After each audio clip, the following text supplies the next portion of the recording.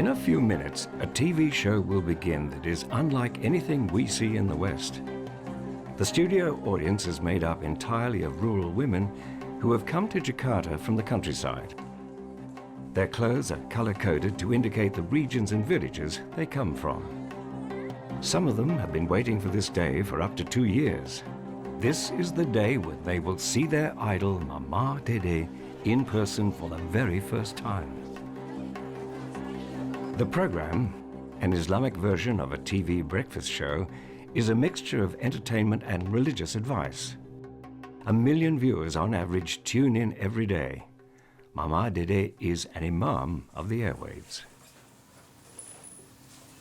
Tapi sebetulnya kita buka pertanyaan bebas karena acara Mama A ini mencakup seluruh aspek hidup dan kehidupan manusia. Tapi ternyata tiap hari didominasi oleh pertanyaan tentang keluarga. With laughter all round, the viewers' problems are reduced to 2 simple questions. Does the Quran say an action is halal, permitted, or is it haram, forbidden? Mama Dede is convinced that this fundamental distinction applies to business relationships and money matters, with repercussions for the hereafter. Kalau di dunia ini kita sudah melakukan perbuatan sesuai syariat agama Islam dengan baik, Allah ridho, insya Allah begitu meninggal pun Allah ridho. Jadi kalau kita melakukan kebaikan di dunia, di akhirat dapat kebaikan. Kalau kita melakukan keburukan di alam dunia, di akhirat dapat keburukan. Artinya kualitas kehidupan kita di alam akhirat tergantung kualitas kehidupan kita di alam dunia. Kalau masalah ekonomi kita tahu yang syariat yang benar, kenapa tidak kita ambil kesempatan ada, pilihan Anda, pilihlah yang terbaik buat kita. The rules of Sharia cover not only questions of belief, but also the conduct of daily life. Ever since the birth of Islam, the rules have been interpreted and reinterpreted by religious scholars.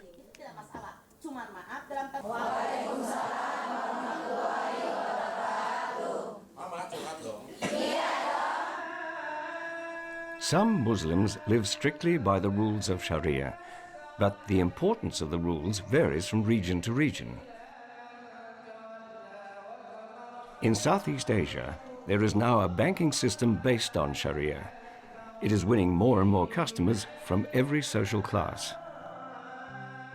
Dr. Rusni Hassan works as an Islamic advisor for a large international bank.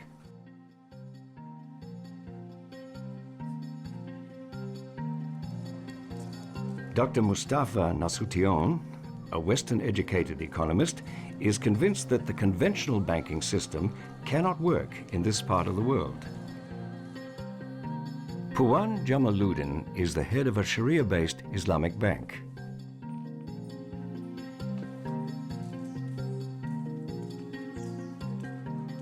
Iqbal Muhaimin is a financial expert who would like to return to the time of Muhammad when prosperity was measured in goats.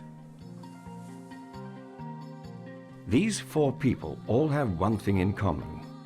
They are profiting from a new development in Southeast Asia, the growing sense of religious identity amongst Muslims. One has seen that with the global resurgence in Islam, with the influence of Afghanistan and the struggle by the Mujahideen there, which created great interest in Southeast Asia, Islam has become a bigger factor in the political development of Southeast Asia. This change has had its effect in the financial and banking sector. Sebagian besar lebih karena memang sesuai syariat agama yang kita anut. Karena kalau bank syariah dan bank konvensional sudah sama, pelayanannya sudah sama bagus, jaringannya sudah sama bagus, fasilitasnya sama, sudah bagus. Banyak.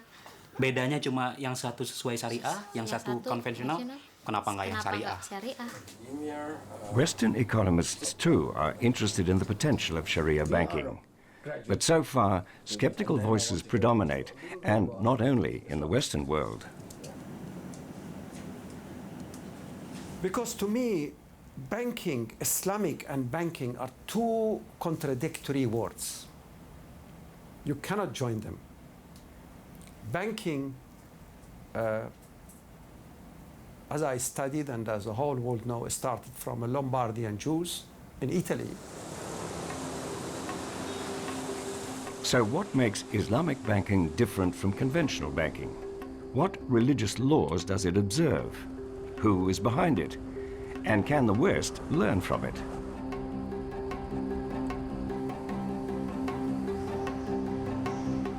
Friday in the mosque at Pekan on the east coast of Malaysia. About 60% of the Malaysian population is Muslim. Islam has particularly strong roots in the countryside.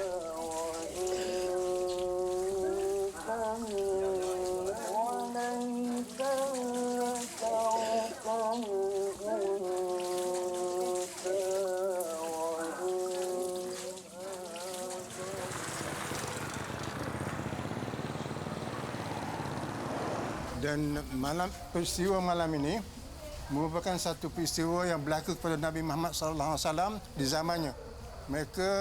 Dia telah dibawa berjalan malam dari Masjidil Haram ke Masjidil Aqsa dan diangkat ke langit untuk menerima perintah daripada Tuhan. Allahu Akbar.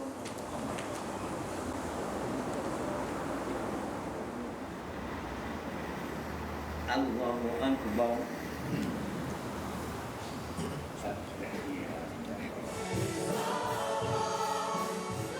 Sunday in St. George's Anglican Church in Singapore.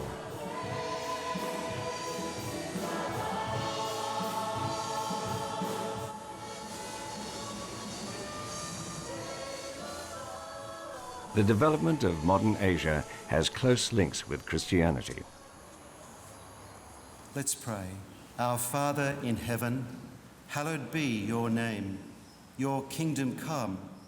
Ever since the first European explorers, merchants and colonialists arrived in Asia, close trading ties have helped spread and establish Christianity.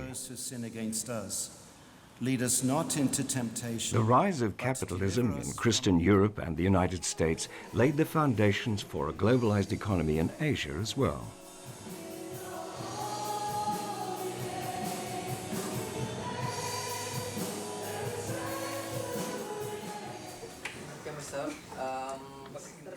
In this economics class at a university in Jakarta, there is a lot of discussion about the reckless, profit-driven behavior of bankers in the build-up to the global financial crisis. Oh my God. That's the demand. Please, don't underestimate us. We may not be regard to the graveyard. Please, have some respect for my ancestor. It's very important in our culture. Please, keep that in mind. Okay, go ahead. Okay, saya tahu itu important buat penduduk. I know that there are problems with the way that the West has developed. There are all kinds of issues that people keep raising, and I think that's legitimate because, the track record at times has not been terribly good. But I think one of the things that is fairly fixed in my mind is that many of our Western values, the values we take for granted, things like the sanctity of human life, the importance of love and care for people. These things are grounded in the scriptures, in the Bible, the Old and New Testaments. Have these values been lost in the capitalist system? And do they live on in the Islamic economic model? This is Old Jakarta, the Dutch quarter from the 16th century.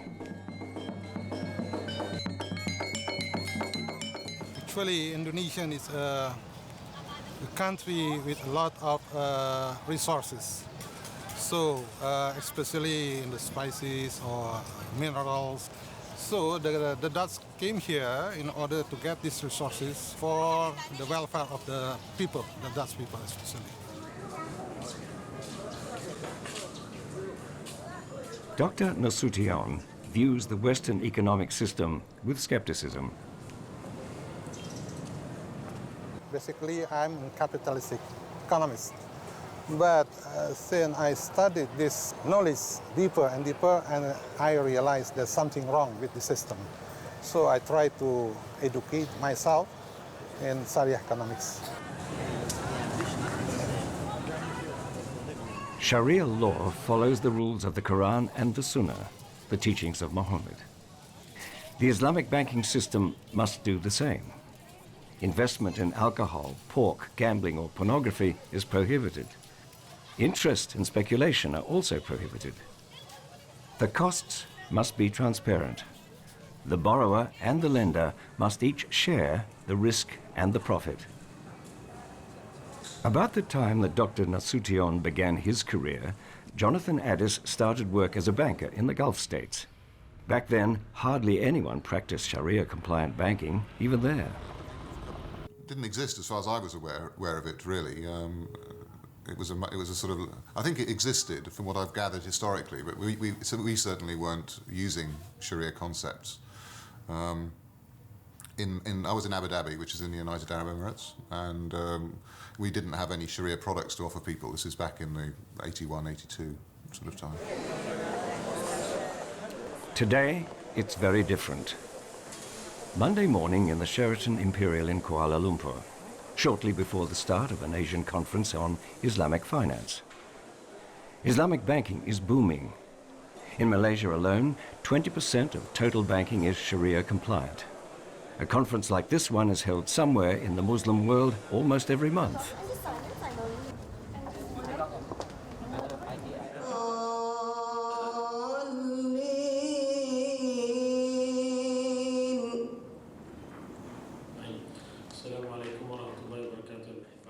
The speakers and the conference delegates come from across the whole region.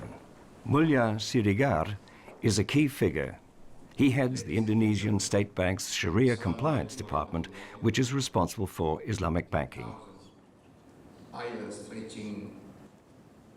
But what exactly is behind the concept of Islamic banking? How is it different from Western banking?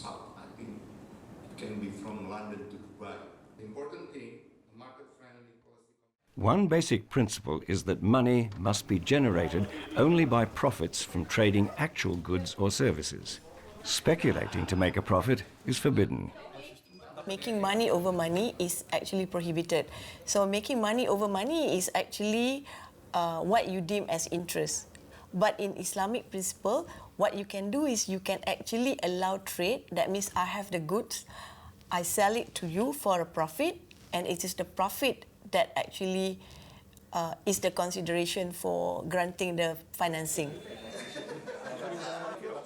In Islamic banking, the cost of financing a loan is set in advance.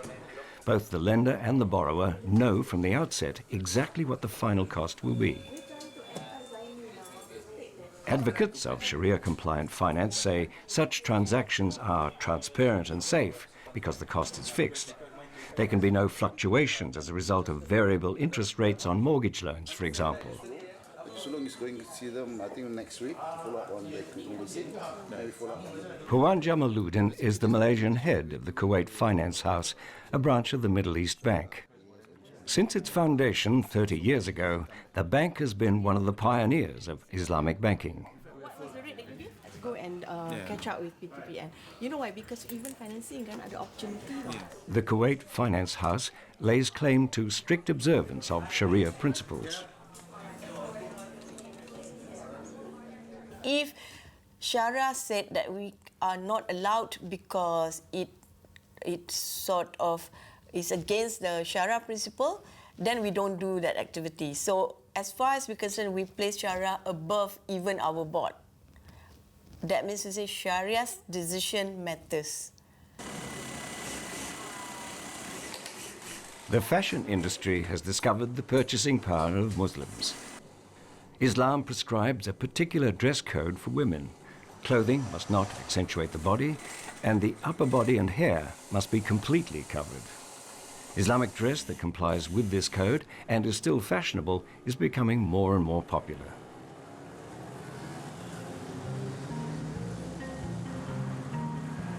In Kuala Lumpur, many women dress according to the precepts of the Quran. They don't reveal much in public. But that doesn't mean they only wear black. Islamic fashion can be colorful.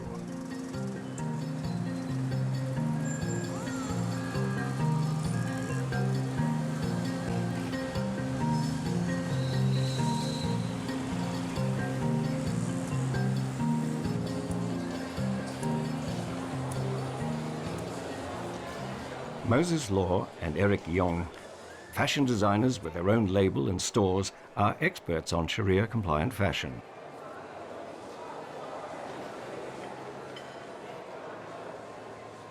Mostly Muslim, they have to cover their hand. They only appear the face only, even the neck also have to cover. But we have to change the mind of people to looking to Muslim. It's so conservative. So we design our thing is more modern and elegant. Not even the Muslim women, even non-Muslim women also can wear our designs. Moses and Eric's styles reflect Western fashion trends, with a few restrictions. And then this one, okay, for non-Muslim, they can wear like this without the sleeve. So we design another piece. This one is for the Muslim people. So we plus the sleeve there and then put some of crystals, look more elegant and nice. Yeah. This is difference. There's a difference. The difference is come out. Yeah. Actually, it's a one design. Sharia-compliant fashion and Western fashion exist side by side, just like Sharia-compliant banks and conventional banks. More and more conventional banks in Southeast Asia now offer Islamic products as well. HSBC, founded almost 150 years ago, is one of the largest. It's a global business. I mean, the Islamic world is global, and we are a global bank, so it seemed appropriate to us. We're very strong in the Islamic world. We have a very significant presence in places like Saudi Arabia and the rest of the Middle East, but also in Malaysia and Indonesia. So that was quite relevant as well. It's fast growing. I mean, it was even back then, it was seen to be an area that was going to grow faster than conventional banking. And we see that now. In Malaysia, the Islamic assets, if you like, in the banking industry are growing faster than the conventional assets. So the percentage will increase. HSBC takes advice from experts such as Dr. Hassan.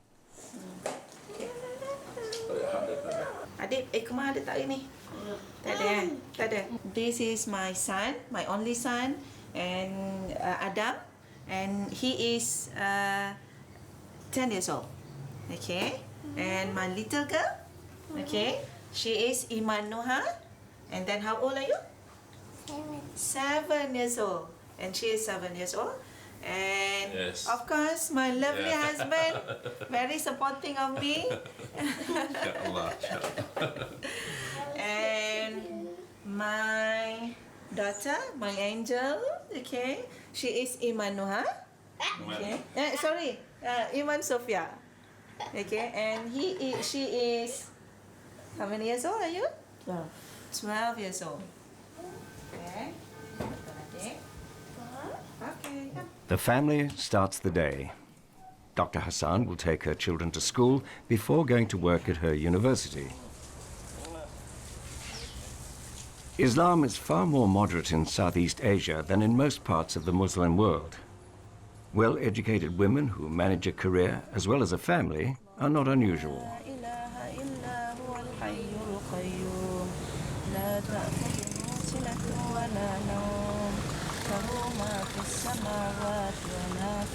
My priority, of course, goes to the children, being the mother and being the wife to the husband. At the same time, also, I like what I am doing now, teaching in the universities as well as my contribution to the Islamic finance industry. Malaysia has taken a leading role in Islamic finance in the region.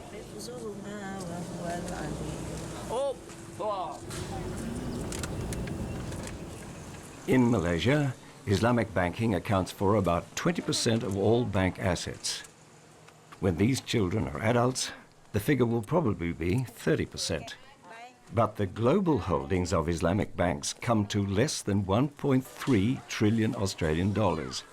That is only 2% of total bank assets.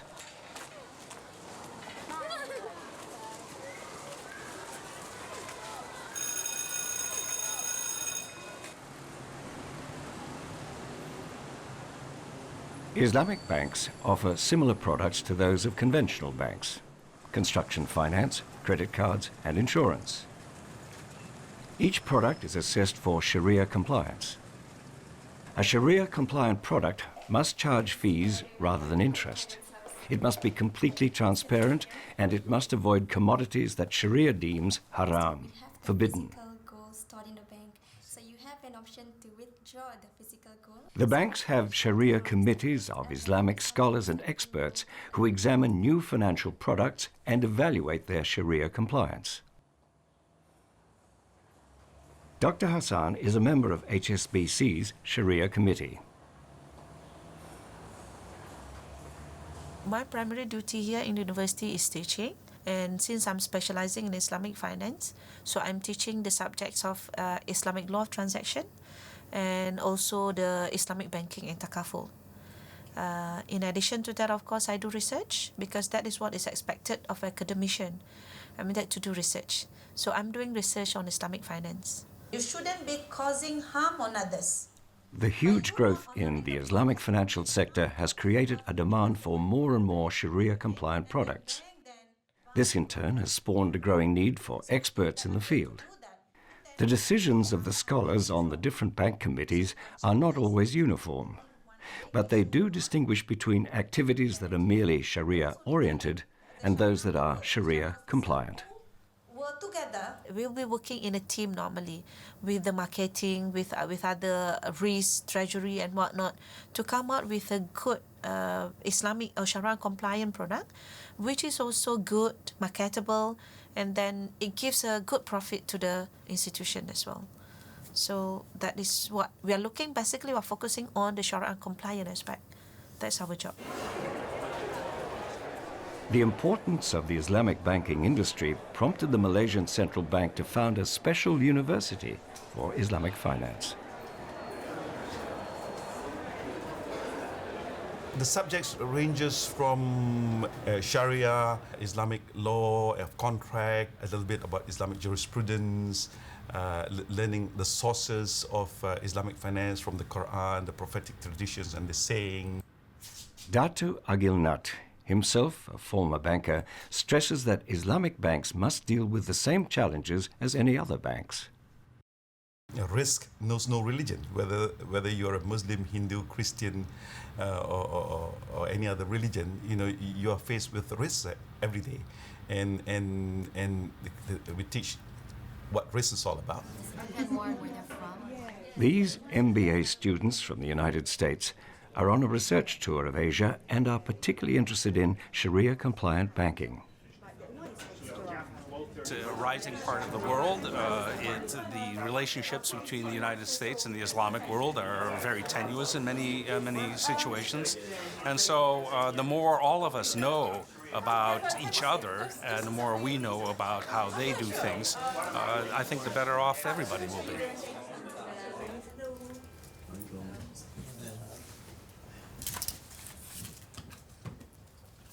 After 9/11, the Western world was intensely suspicious of Islam. Not your business plan. This is the But advocates of the Islamic banking system, such as Puan Jamaluddin, maintain that ethical values and the quest for justice are the cornerstone of the Quran, and thus of the Islamic financial system.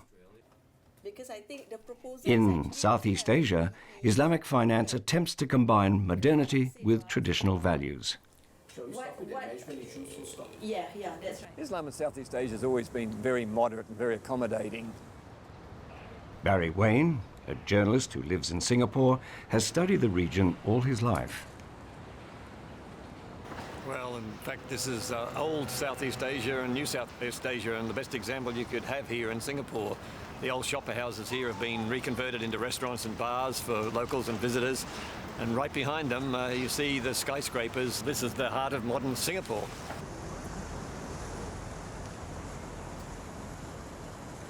And this is a monument to the moneylenders and merchants of the colonial era. These days, modern businesswomen in suits are the prevailing image of the city. Singapore has become a financial hub with bright opportunities for these children. When I arrived here almost 40 years ago, it was largely an agricultural Southeast Asia, underdeveloped. It was not a place that we thought of as the future. When you're in the downtown areas, as we are in here in Singapore, you might be downtown in Manhattan. The cities, of course, have boomed, and the economies generally have done extremely well. Hundreds of millions of people have been lifted out of poverty. But there is another side to the story. A lot of Southeast Asian countries are in danger of losing their culture, certainly in the big cities. Some, particularly Singapore, that are aware of this process, have made a particular attempt to try and preserve the old alongside the new. But at the moment, the desire to develop and to compete internationally and to be modern is overwhelming the rest of the inclination to sort of preserve the past. Singapore's success grew out of political aspirations for economic growth. Malaysia had the same goal. It too wanted economic growth, and it didn't always embrace Islamic banking. It did so because of a different set of political imperatives. In the face of this globalization and this global resurgence of Islam, Dr. Mahathir, when he was Prime Minister, Islamized his own government to head off any opposition so that someone couldn't outpoint him politically. So again, the effect of that was to start Islamic institutions like banks and to have Sharia institutions other Sharia institutions in business. Today, Kuala Lumpur is the center of Islamic finance in Southeast Asia. And like Singapore and Malaysia, the other countries of the region are moving from a post-colonial way of life to a modern Western one, with a distinctive Asian stamp. At the same time, there is a new Islamic awareness. So how can consumerism be reconciled with Islam? And what part will Islamism play? In Islam, we are not talking about something that is bad at all time, terrorists and whatnot, no, but rather than we are contributing in all aspects. That is a very remote aspect on jihad thing and whatnot. But the majority of Muslim, regardless of male or female, we are contributing in other aspects of life. The rules of Sharia are the focal point in the life of a devout Muslim. But as with Sharia-compliant finance, the rules are not so much a written code as a matter of ongoing interpretation by scholars. La hawla wa la quwwata illa billah. All praise be to Allah, Master of the universe. Praise of those who praised you. Praise that provide a blessing and reward increasing. For non-Muslims, it's not always easy to understand these precepts and prohibitions. Puan Jamaluddin and the team from the Kuwait Finance House have done a deal with the Japanese financial giant Nomura. $100 million have been invested in a shukuk, the Sharia version of a bond. With a shukuk, there is no interest. Instead, the loan capital is paid for with an agreed lending fee. It amounts to an interest-bearing loan, with the interest at a fixed rate. But to retain compliance with Sharia, no one mentions the word interest. Thank you, Mr. Al-Subay. And also, it is a great pleasure for us to be able to stand in front of you. And basically, whenever we approach our clients with new financing ideas, we would now like to invite both with parties Nomura's to entry into Islamic finance, the Japanese bankers have broadened their product range. It's also a coup for Islamic banking. The deal will finance, among other things, the purchase of 2 airliners. But as these airliners are destined for 2 European carriers, alcohol and pork will undoubtedly be served on board. How can this be Sharia compliant? The business of flying the aircraft and getting money out of you charging people through the ticket, right? Your business is not because you go and sell liquor or you sell pork. Your main activity is transportation. So is it all just a matter of interpretation, even of labeling? In the 1970s, Hussein Najadi came to Malaysia from the Middle East. We're seeing the old Chinatown, the old trading posts, and this is where CIMB is. I started the Arab Malaysia Bank. dealing with the small traders, small savers, and financing their import, their exports to the region. This is where it started, the whole thing. Hello. Hussein Najadi is well versed in business, from running a market stall to the global financial system. He came to Malaysia with $2 million from Arab investors, developed good ties with leading Malaysian figures, and founded AmBank, which now has almost 200 branches all over Malaysia. Mr. Najadi came under pressure to rebrand AmBank as an Islamic bank. But to him, high finance is incompatible with Islam. And I said to the government, because your source of funds are taxation, money earned, partially Islamic, halal, and partially haram, non-Islamic, you mixed it, you mingle it, and together, and that source of capital is not Islamic. You charge taxation on hotels, on entertainment, on cabarets, on alcohol, on porks, on gambling. And then how do you, when you mingle it together under one account called treasury, how do you want to use the treasury funds to start Islamic banking? This one? 10. No discount.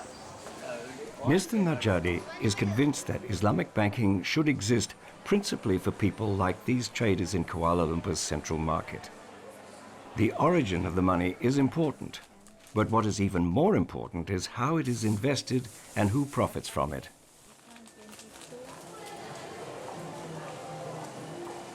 They should invest from where the money comes from, the origination of saving. The origination of savers are from the villages, from the small traders like these.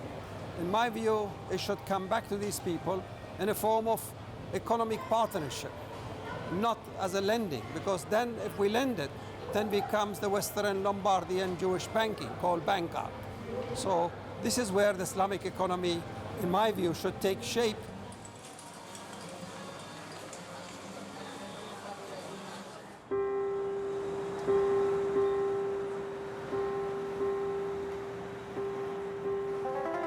Jakarta is huge and hectic. 10 million people live in the city proper and several million more on the fringes. Times are good in Indonesia. The economy is growing at a rate of 6% a year. The local advocates of an Islamic financial system are demanding a fairer distribution of the proceeds of this boom. The Sharia finance should make benefit to all group of the people. Not only the people who have money, actually. But right now, since we are in a dual economic system, most of the people working with the capitalistic system and the other with the Sharia system. So people have, with the money, can get more benefit than most of the people. Some people indeed don't benefit. In Cilincing, a coastal suburb of Jakarta, almost every family lives in poverty. Even basic things like fresh water are a problem.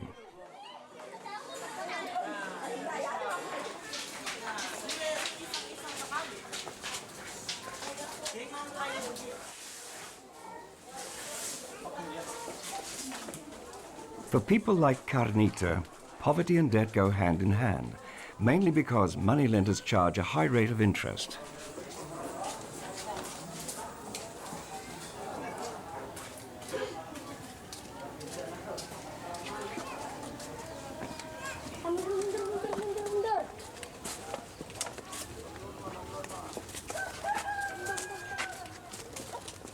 Waktu itu kan kepepet utang apa masalah ekonomi orang tua. Terus kita lari ke Jakarta. Kita merantau, ngebantu, cari pembantu. Pas ketemu sama suaminya, bapaknya anak-anak, terus kawin. Ya alhamdulillah dikaruniai anak 3 sampai sekarang.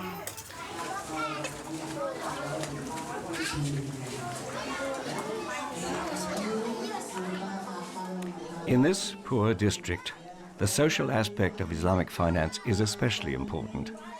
Women, mothers, the people who feed their families and often bear sole responsibility for them suffer most from the poverty. And one aspect of Islamic finance is welfare. All Muslims are expected to donate 2.5% of their income to charitable causes. In Chilincing, the money goes to the poor, not as a gift, but as interest-free loans.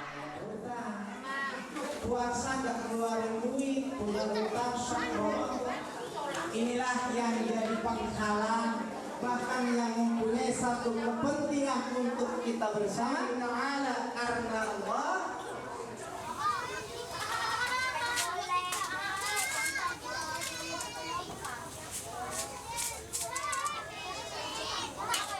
Ya mengembalikannya itu bulanan, sebulan katanya sih 200 sebulan. Tapi jangka 5 bulan, jangkanya 1 juta. Carnita borrowed $110. It's not a lot in the West, but in Indonesia, it's enough to start a business. Carnita sells food on the street.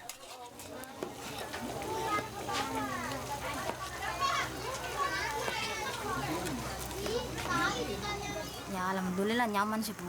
Ya karena kalau rumah zakat kan ibaratnya nggak ada uang bunganya. Itu kan bersih.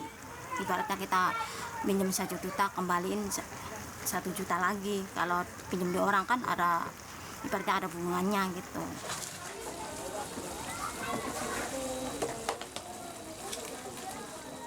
In Islamic finance, there are 2 sides to charity. It helps the poor, but it benefits the donor too.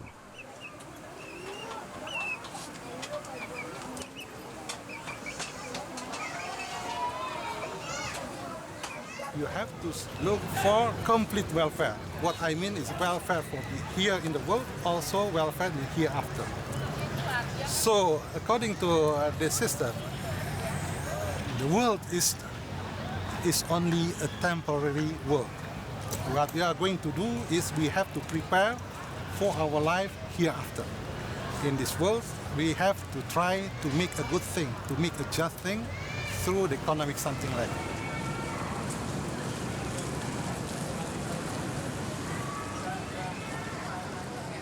85% of Indonesians are Muslim. The Istiqlal Mosque in Jakarta is the largest in Southeast Asia.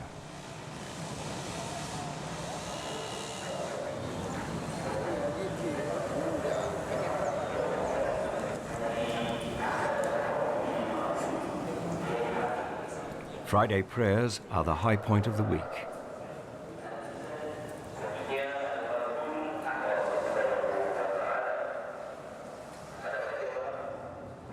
Counting the galleries and courtyards, the mosque is large enough for 120,000 worshippers to join in prayer.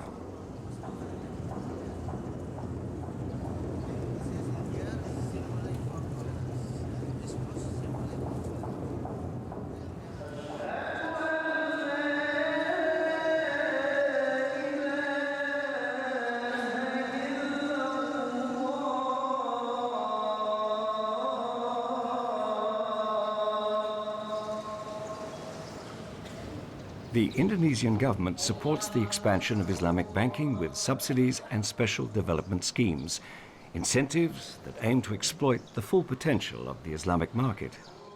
With almost 240 million people, Indonesia has the largest Muslim population in the world.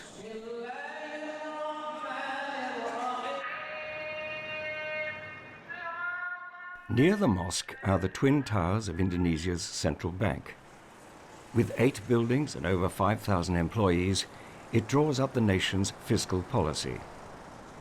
The government stipulates that Islamic banks should confine the major part of their investments to Indonesia in order to boost the economy. Right now, the stage is what we are doing is to develop Islamic banking and finance side by side with conventional banking and finance. Means that we want both of them can serve the people, can serve the market. Because a long time ago, people have no choice. They just know about conventional bank and conventional finance.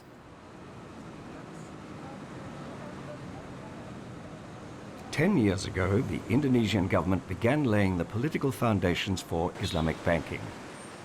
Today, according to the central bank, the sector is growing at 35% a year. First of all, there's a demand from the people. Based on our survey, about 40% believe that this bank is suitable with their Islamic teaching. Dr. Siregar emphasizes that the arguments in favor of Islamic banking are not only religious but also economic. Second thing, I think government needs a fund to develop this economy. The sources of funds, not only from conventional, we need also from Sharia. So actually, with developing Islamic finance in Indonesia, it is possible to attract funds from many countries in order to finance our economy. Although 35% of Indonesians say they're in favor of an Islamic banking system, Sharia-compliant investments make up only 3% of the whole.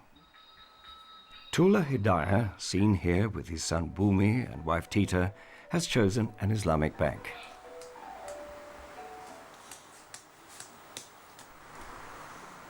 Tita is a housewife who earns a little money selling batik wear.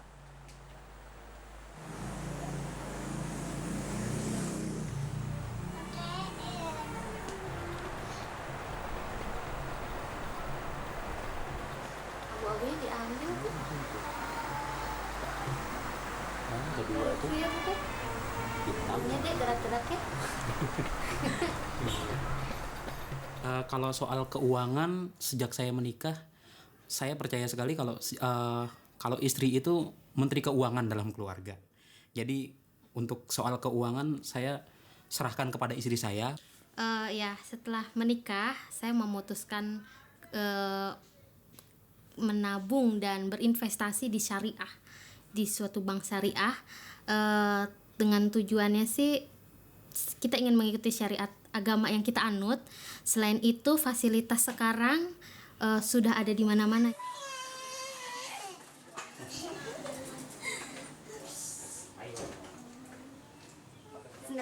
There is little difference between conventional and Islamic banks in terms of the costs, returns and administration. But the motivation of the clients is quite different.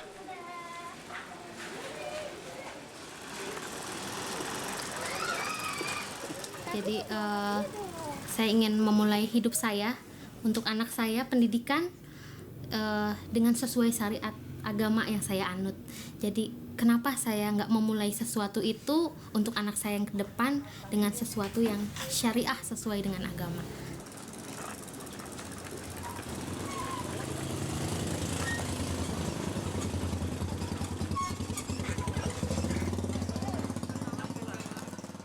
It's like going to a restaurant.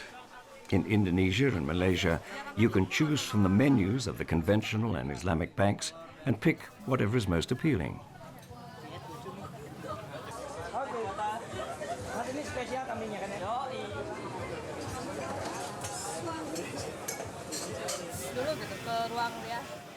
Usually they have two accounts, one Islamic bank and one conventional bank. And then these guys, the floating mess, it depends on the return.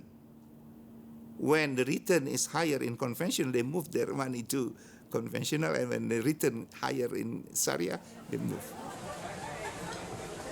Meanwhile, more and more non-Muslims are deciding to use Islamic banking. In Malaysia, over 50% of HSBC customers who opt for a Sharia product are not Muslims. For the non-Muslims, it's only for the economic reason. So if they are able to benefit from Islamic finance or Islamic banking products, for example, the transparency, the simplicity, the profitability, and most important of all, I think, is the ethical and the transparency of Islamic finance.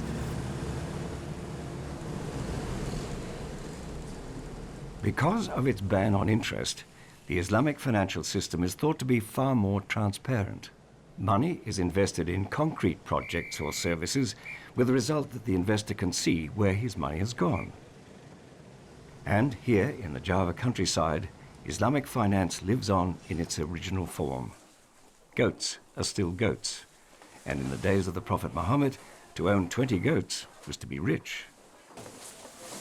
Enough of 1400 years ago and enough now. If you have 20 goats now, you will, you don't need to worry about meat, you don't worry about it, because they will produce things. Iqbal Muhaimin is an expert on gold and goats. He made his money as a conventional banker, but he realized that the conventional financial system does not protect the savings of ordinary people from inflation, whereas gold and goats do. He produces and sells gold coins of the traditional Arab currency, the dinar. This is what we call it 1 dinar. 1 dinar is a coin, gold coins, at the weight of 4.25 grams with carat 22. A gold dinar is worth about $150 and can't fall victim to inflation. 1 dinar equates roughly to the price of a goat, so Iqbal offers a safe alternative to traditional cash investments. Good value actually compared to real physical thing, the real money, with its gold, are stable. But of course, if you buying using fiat money, paper money, then increase depend on how much the rupiah or dollars devalue it every year. Iqbal is not going to change the global economy like this, but it's his way of helping the poor on the basis of his faith and Sharia.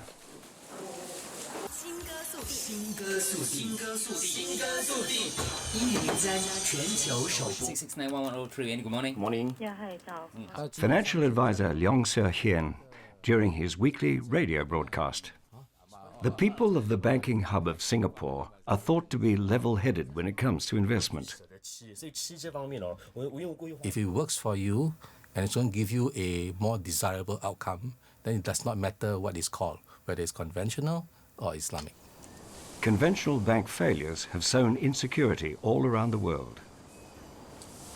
Clearly, there's a level of cynicism within the community towards banks and bankers. I think we've become the most unpopular people in the world. Advocates of Islamic finance, on the other hand, stress how much more reliable their system is.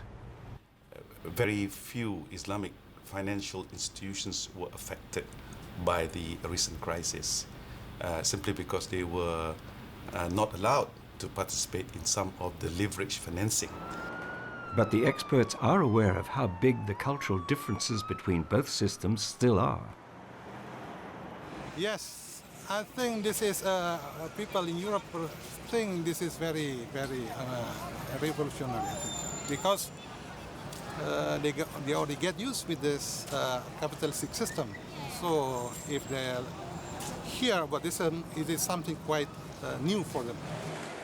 Something new in finance that promises growth, but it's not everyone's cup of tea. My message to the man on the street and to the regulators that forget about something called Islamic banking. Others look for some kind of compromise. At that level, where it comes to helping people and caring for people and using our resources, we should look for ways in which we can work together. We have seen children in Malaysia, Indonesia, and Singapore. They are all growing up in countries with booming economies.